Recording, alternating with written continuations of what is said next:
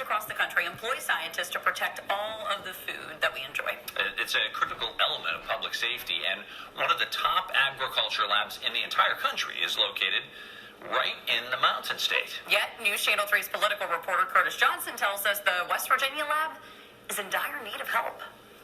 Atop a hill just outside of Charleston sits a 1950s-era military base that is crucial to protecting the food supply of West Virginia. Nowadays, the former base is manned by scientists and microscopes. Its analysts test meat, fish oil, dog food, hemp, ice cream, and so much more. Most of the tests come back negative and safe for human consumption.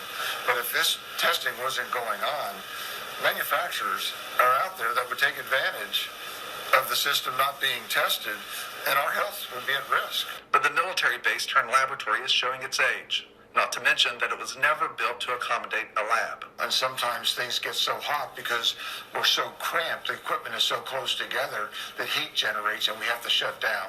Another example, the emergency showers have no drains. They're going to pull that chain, and that shower is going to go right on the floor. We could destroy some equipment, but we're going to keep the people safe. Commissioner Leonhardt's solution is a new laboratory built in the same location. If we shut this down, we're going to have trouble attracting other good businesses in. We're going to have trouble keeping our dairy industry afloat. We're going to have trouble keeping our livestock industry afloat. We're going to have trouble keeping our forest beautiful. We're at a tipping point. This has been identified for over 20 years that new labs are needed. Leonhardt believes his biggest challenge is educating the public on the lab's activities. And when ice cream samples come in, Dairy represents one example of how space limitations affect everyone. Along with potential contaminants, the dairy lab checks fat content to ensure those who purchase skim milk don't end up with whole. They also check frozen desserts, and that includes a crowd favorite, soft-serve ice cream. so when we go out to a facility, it's not just one ice cream machine that we test. We test every ice cream machine and every different flavor. So vanilla, chocolate, swirl. We have a lot of samples that generally come from just one facility. So our ability to cover the entire state is limited basically by the ability to test for it in the size of the space. But it's not just humans. Testing at the lab found wood filler in birdseed. This is not ideal, but everybody, even in their offices, have some of the samples because we don't have enough room. Elsewhere, the lab tests fertilizer and commercial feed, including dog food. Leonhardt described a new lab as shovel-ready and projected its cost at $55 million, cheaper than laboratories built in other states.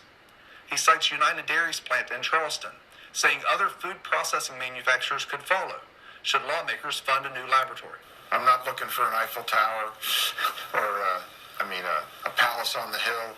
I'm just looking for a safe workplace for my employees and a place that we can support the state of West Virginia and have that economic engine working.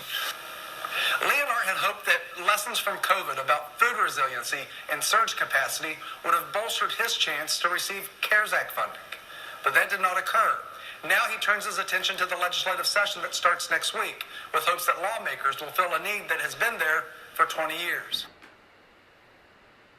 So interestingly enough, while a few people in West Virginia may even know of the lab, its capabilities are well known outside the state. It's actually a go-to laboratory for ricin detection in foods, and it routinely partners with Secret Service and the USDA to test foods for large-scale events, including the presidential inauguration, the Republican and Democrat national conventions, the Rose Bowl, and the Super Bowl. How about that? There you go. All right in West Virginia.